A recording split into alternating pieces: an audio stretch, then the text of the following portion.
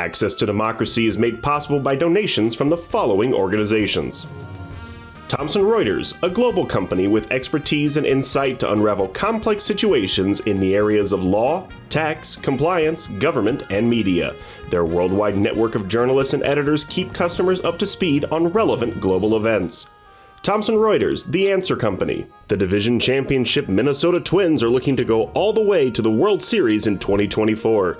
Bolstered by inspirational shortstop Carlos Correa, a healthy Brian Buxton, and rookie phenom Royce Lewis, plus a pitching staff led by Pablo Lopez and an outstanding bullpen featuring Johan Duran, the Twins are the best bargain in the major leagues, and Target Field is the best venue in baseball. Established in 2007, 45th Parallel Spirits was among the first 50 micro-distilleries in the United States. Based in New Richmond, Wisconsin, all aspects of production occur at our facility. If you're interested in visiting and learning more about the 45th Parallel Distillery, please check our website and plan a visit to tour our facility and taste our spirits. Truestone Financial, with locations in Minnesota and Wisconsin, has proudly served its members since 1939. Truestone engages, educates, and supports its members to ensure they have the tools to empower their financial well-being. Truestone Financial, your neighborhood credit union. Learn more at truestone.org.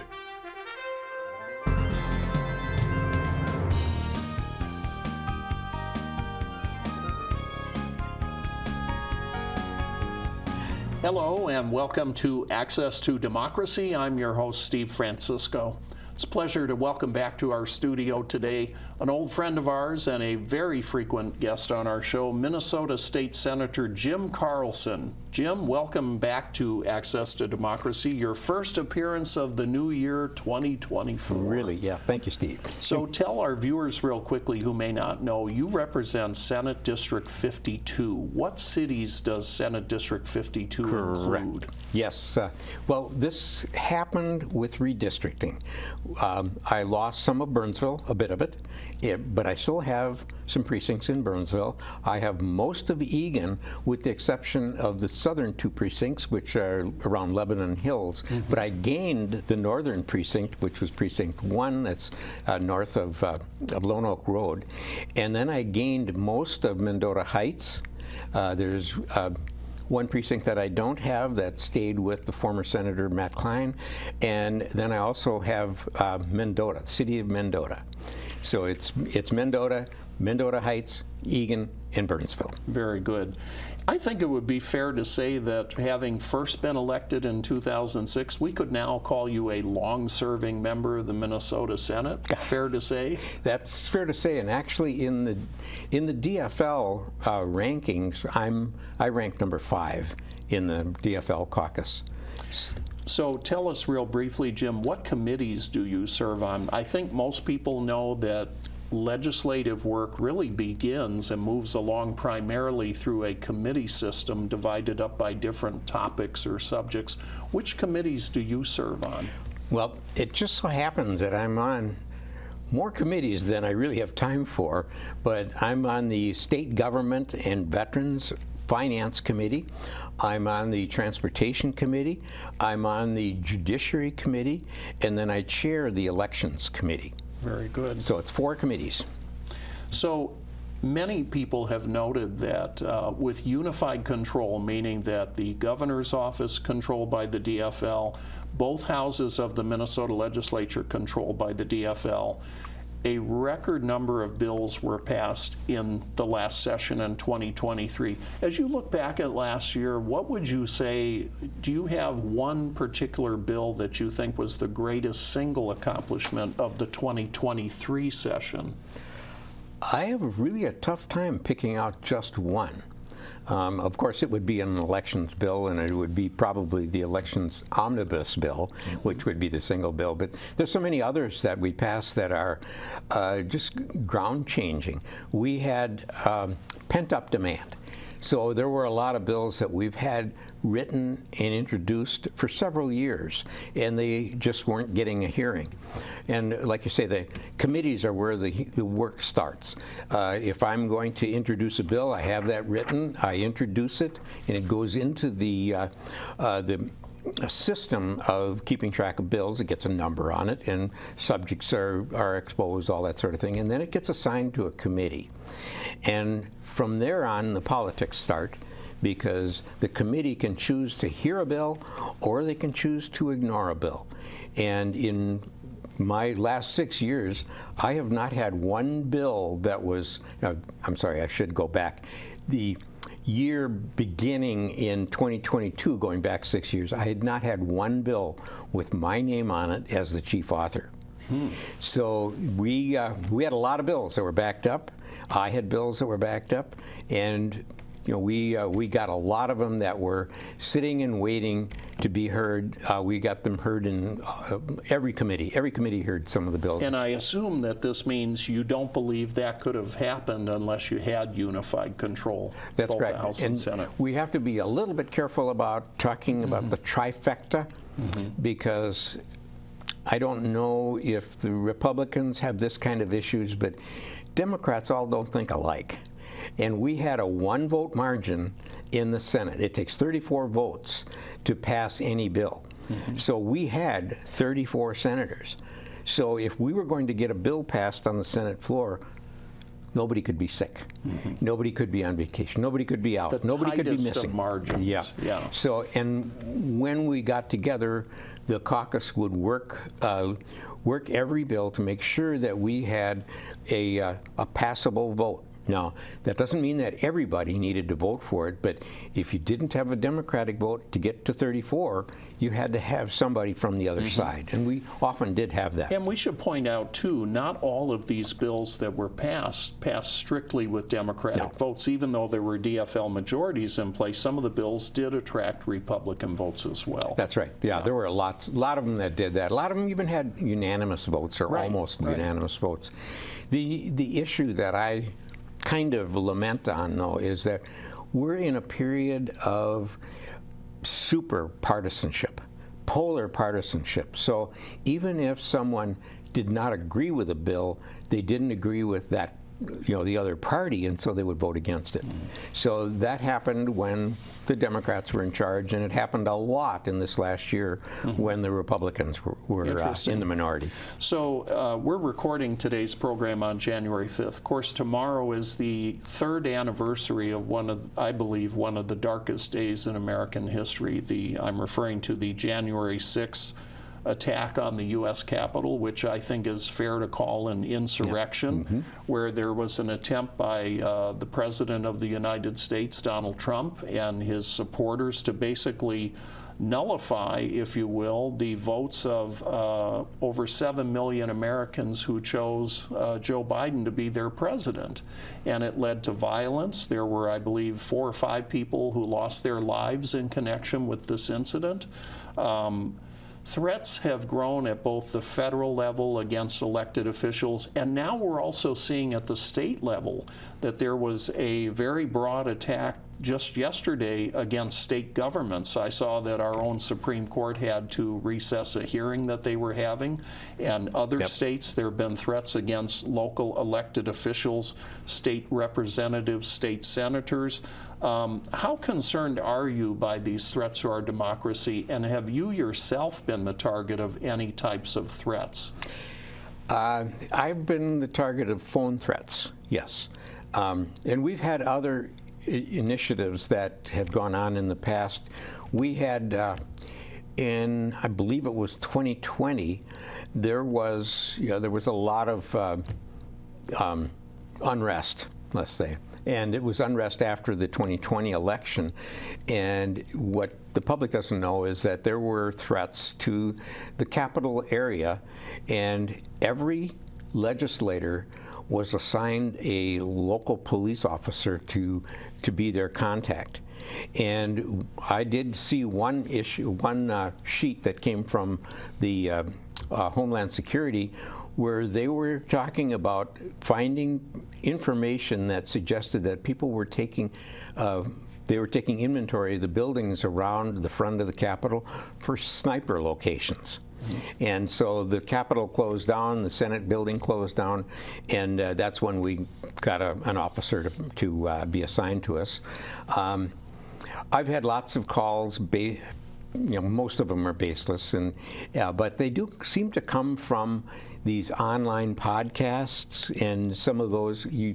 I said one time, because all legislators have access to the voter file, so we can find out who's voting, how much they're voting, where they live, all sorts of things. It's public record. It's a public record. It's a mandatory public record. Well, so one time I had a woman write me from up north. She said she was a constituent, and I looked her up, and no, she wasn't a constituent. And I made the comment on my response that, no, you're not a constituent. I know where you live. And she went to one of these podcasts, local podcasts, got on there and said I threatened her. Oh. And that person he's kind of a what would you call him, a Bannon wannabe or somebody like that, and evidently his podcast is looked at all across the state and nation. And so I got calls from Texas, North Carolina, oh my goodness, all kinds of places. And has this become the price of serving an elected office these days? That you have to put up with these kinds of threats? I think it's easier now for people to make threats than it was. I think people always made threats. You and I know Justice Paul Anderson, and many times he's told me about threats that, they all of a sudden had to have a state patrol car parked out on their driveway. So that kind of thing has happened over many years, but it's just gotten much more partisan, and I think, I'll say it bluntly, it was the former president that started all this, even some of his public meetings where he told people to beat him up or get him out of here, and I'll take care of your legal costs, and all that. I think the point of all this, isn't it, that it's very tough for democracy to function or to survive when you're dealing with threats of violence against people that you disagree with. Yes. And that we seem to be losing this element of civility in our politics. We used to be able to look at it and say that's at the national level, but it seems to have filtered down and infected state and local politics as well. Yeah. Yeah. When you see news accounts of what happens at school board meetings over issues about curriculum and what's happening to legislators and county board officials, very, very tough time for elected officials. People have felt that the volume that they come at these things is their symbol of power. So they will go to school board meetings and yell and scream, go to county board meetings and yell and scream. And that's something that's fairly new. I don't, if you remember, it was years ago with, I think it was at the time of Newt Gingrich, where people were going to state meetings and getting out of control, and they'd have to call the police. Yeah. So it's just a matter of something that we see now where protesters show up at legislators' homes, which we didn't used to see that. If they were protesting against a position that Senator Jim Carlson took, they showed up at the state capitol at your office over there, which is appropriate. People have a First Amendment right to disagree with you. That's right. But really, to go to people's homes, it's very problematic. I want to switch gears and talk about the fact you are the chair, as we mentioned, of the Senate Elections Committee. Correct. And one of the issues that we keep hearing over and over again, and I think particularly from people recently on the extreme right of our political spectrum, the MAGA crowd, saying that, our elections are not secure, they're not accurate, and they're not fair. What is your opinion? Are Minnesota elections accurate, and are they secure? Minnesota elections are absolutely accurate and secure. Now, that doesn't mean that there aren't people that break the rules now and then, but there's no information on anything that's organized. And what we sometimes look at is how many people have been charged and convicted in a past election. I was about to ask you that. Right. And it's been like one. It's minuscule when you consider how many people voted in the presidential election in Minnesota. We had one of the highest turnouts in the country, over 2.5 million ballots, 3 million ballots cast. Yep. But the number of prosecutions and convictions for actual voter fraud is .000 whatever, just minuscule. Non-existent, really. So this has really made up this idea that our elections are insecure and it's rampant with fraud. And you know, the most frequent charge to anybody is that they are ineligible to vote. And that ineligibility was because they had been convicted of a felony and they got out of being incarcerated, but they still were on paper, they call it. So on probation or parole, and they went to register. And registering is a crime itself. If you're not eligible. If you attempt to register, that's a crime. If you try to vote after you've criminally registered, that's another crime. Right. And that was the charges on almost all of those that were charged in Minnesota. I looked at, there were 19 people charged for the 2020 election, and 18 of them were people who didn't know that they couldn't vote because they had not had their paper In other completed. words, they had served their time, but they actually were technically not eligible to vote, and they didn't know that. Right, and so now that's over, that's done. We now have passed a law that enables someone, they essentially get their voting rights returned to them as soon as they walk out of prison or incarceration. So what I always said is that if you can walk to the polls, you're eligible to register to vote. Easy way to think about it.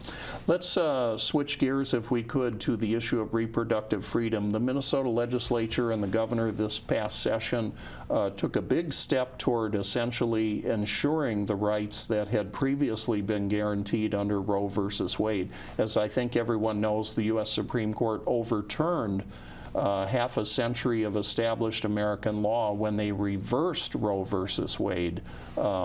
And so now you have a situation where a number of our states are moving to enact very severe restrictions on the right to abortion and curtailing it and threatening to punish doctors who perform abortions, hospitals, providing aid to somebody who may be seeking an abortion. What are your thoughts about what Minnesota did, and why has Minnesota been able to be the state that is protecting reproductive rights? Well, one reason I would say, which is, I'm not sure if this is, you can lean on as the firm reason, but we have more women in the legislature. In the DFL Senate, we have a majority of women. So there's more women than there are men that are DFL senators. So that has given us... I'm embarrassed to say I didn't even realize that. I didn't realize that. On the Senate floor. Out of 66 members, how many 67. are women? Yeah, 67? Yeah, out of 67, I'm not sure how many, let's see, I think it's... I didn't realize. The Republicans have 3, and we have a majority of 34. So, which is interesting because, as I was mentioning earlier, many of these state legislators or legislatures that are enacting restrictions are predominantly men. Yep. Making decisions about what women can do with their reproductive rights. Yes. We recently had this case in Texas of a woman who her doctor had told her that she needed the procedure to save her life. Her life was at risk, and that her fetus was in such a state that it would not survive.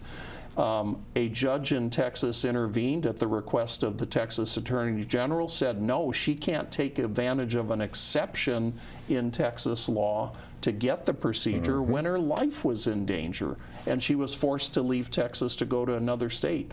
That doesn't happen here in Minnesota. In fact, aren't we bringing women in from some of our surrounding states? I wouldn't say bringing, but they're coming we are to accepting Minnesota, yes. people. There are women that are saying... Because they can't get the procedure in their own state. Can't get them there. They're saying they're moving here because there's some states that want to go after them if they have any procedure done outside of their own state, and their state is restrictive. Jim, some people have characterized this, I think mischaracterized, said, oh, what Minnesota did in 2023 was basically throw the doors open and say abortion on demand, any circumstance, right up to the time of birth. Is that true?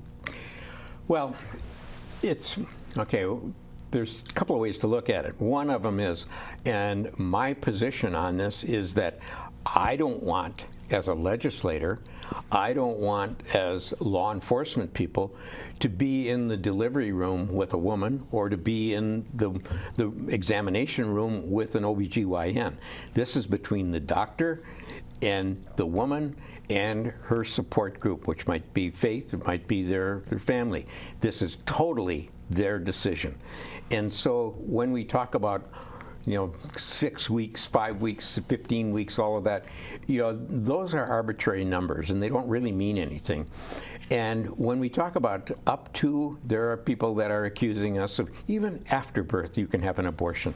And that is, which makes no sense. There's no such thing. Yeah. There is no such thing. And as we did have a conversation where if anybody doubts that, they should go to Google and Google the Potter syndrome. Potter syndrome is something where it's a fetal abnormality that means that they're not going to live. And many times people have, women will have a child that has been diagnosed with that syndrome. And what it usually is it's organs that are outside the body, missing organs, something else that means that this fetus will not survive. Mm-hmm. And what they're given the opportunity to do in some of the real extreme cases, and there were 5 cases supposedly in, I think it was in 2022, that this was reported, where the child was alive at birth, but was only kept alive by the mother's umbilical cord. And so they knew that was going to happen, and so they gathered the family, and they sat with the child until the child passed away. It's interesting to me that what we heard before the Supreme Court and the Dobbs decision overturning Roe v. Wade was, well, if we overturn Roe v. Wade, it won't be that bad because then we're going to leave it to state legislatures to each decide for themselves. But what we've seen is state legislatures are deciding to enact some of the most onerous restrictions a person can imagine, and it's very difficult to understand how people think state legislators know better than a physician who is providing health care to women. So very interesting to see. By the way, in the Minnesota Senate, the DFL has 3 physicians in our caucus. And one of them is an OBGYN. Yes. And she was one of the primary movers behind this too. I want to ask you about another bill that drew some attention. Passed universal free school lunch this last year. I know that friends of mine who are advocates in the nutrition community and the food bank community were very much in favor of this bill, providing free lunches. One of the criticisms that's emerged recently was that it was also paying for students who could afford to pay for lunch. But on the other side, there was the argument that, well, we know particularly kids who come from low-income backgrounds, they do better in school if they get this meal. And you supported this universal free school lunch bill. Tell us your thoughts on that, and is it going to survive any attempts to curtail it or cut it back? It will survive. Now, there is a question because we underestimated what the state cost was because we didn't have good figures, but it still is something that is doable. We can still afford it. It's the right thing to do, yes. And I compare it, we don't have anybody have to submit an income statement if they're going to ride the school bus. We provide rich kids the school bus. The same We provide them privilege. heat, AC in the school, all kinds of things like that. We provide it to all of them no matter what their financial stability is. So this is something that directly affects the child's ability to learn. So when they're not hungry, they're able to learn a lot easier and a lot better. And this is something that is going to be reflected in our student achievement. And isn't it important to observe, too, that during the period of the pandemic, from 2020 until really this past year, a lot of that additional assistance that families were getting to help them get through the pandemic has expired, essentially. Yes. Mm-hmm. And the cost of food has increased. And so it's hard to imagine living in an affluent area like we do in Dakota County, Minnesota, but there are still even people in our own community who find it very difficult to make ends meet. That's right. Yes. My sister actually works at the volunteers at the Eagan Food Bank, and she said it's just amazing how many people are in there all the time. So they, and that's right over here at Vikings Lake. Right. So it's not We've very had far away. my former student Jason Viana is the executive director at the Okay. Open Door, and he's been a guest on our show, and we've had other nutrition advocates. But really, important thing that yields results down the road for students doing better in school. That's right. And after all, isn't that the point? That's Isn't that the what point. we should want? Yes. Yeah. So I want to ask you, we're down to about the last 2 minutes. An issue that's been in the news quite a bit lately has been the adoption of a new Minnesota state flag. And it's touched off a bit of a kerfuffle among some people who are upset. They said they liked the old design. There was a commission. There were many hearings all over the state of Minnesota about the adoption of this new flag. I'm sorry I don't have the graphic, but I think most of our viewers have probably seen it on the news. If I can describe it, it basically is 2 shades of blue with a rough outline of the state of Minnesota. And in that outline of Minnesota, the North Star is prominently featured. Do you have a position on the great flag debate? Do you think they should have changed it, and are you happy with what they came up with? I have a position, and it's more meh. I have no artistic ability, and especially when you get into abstract art. Right. So, and this is more abstract. There is more of an abstract element to it, yeah. And so I've had a lot of calls about it, and I have to say that the majority of the calls are people who oppose it. The majority of the people who call and are in opposition are the ones that went through elementary school learning about the old flag. And many of them that are calling me, elderly, went to school many years ago, they absolutely cannot understand why anyone would think it's racist. And that's where I have a problem, that when it was explained to me probably 50 years ago, how the Native American is going away to the west. On a horse, On a right, horse. riding away while someone is plowing land. Yeah, with a gun in the picture. Yeah. Yeah. And that's what, by the way, one caller, I said, by the way, Minnesota kicked out the Native Americans back in the 1800s. So they were actually excluded from anything in Minnesota. This was the land of the Sioux and the Chippewa people, right. historically. Yeah. So, Jim Carlson, we're just about out of time. We always run short on time when we're talking to you. We appreciate your service in the legislature. Good luck in the coming session. Thank you for being our guest today on Access to Democracy. and thank you for having me. I appreciate it.